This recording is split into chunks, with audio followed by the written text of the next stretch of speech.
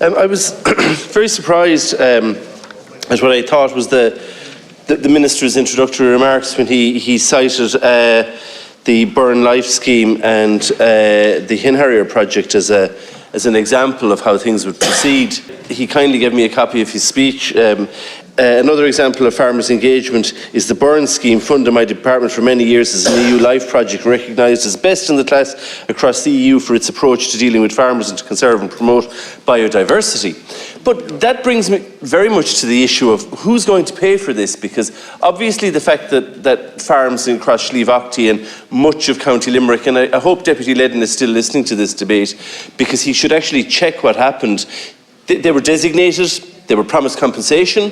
They got compensation in the Burren, they got compensation in Slieve and across areas that were zoned or designated as a Harrier project. But then the compensation stopped. Right.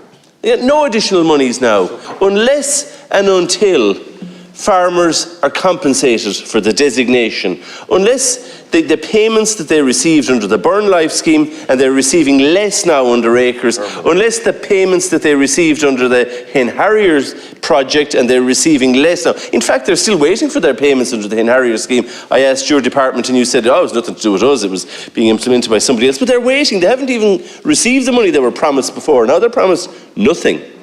So unless and until they are receiving their monies, they will not accept or believe that this scheme will be anything other than punitive to farmers, and that they will bear the brunt of it, instead of society as a whole paying for this. Because that's what they're being promised.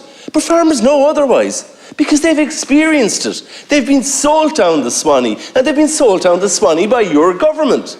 So I'd ask you to address it. If you actually want farmers to go along with you, if you want them to have any shred of confidence in what you're saying to them and what the European Commission is saying to them, well then adhere to what you said you would do and compensate them for being designated, and stop the double talk.